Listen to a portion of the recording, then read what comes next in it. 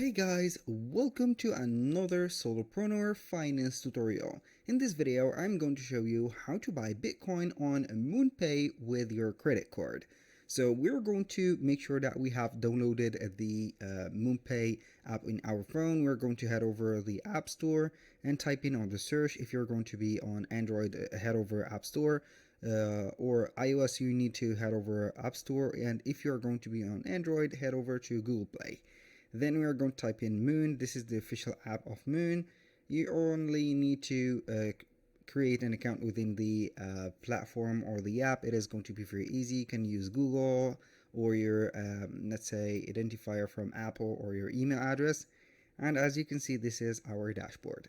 Now, what we're going to do basically is to choose from the assets. We're going to make sure that we have an asset and click on Bitcoin.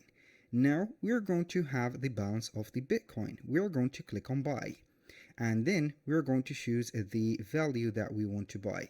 The minimum here is going to be required as a 20. And as you can see, it is going to be the case.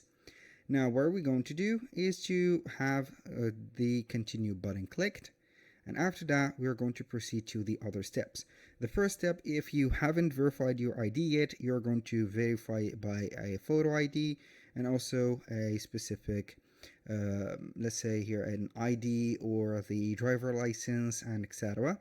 And after you have passed the verification of the ID, you're going to have the payment method shown up.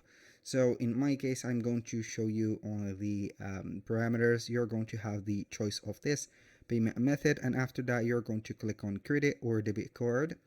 After that, you're going basically to have the number or details of the specific card and also the expiry date and the CVC.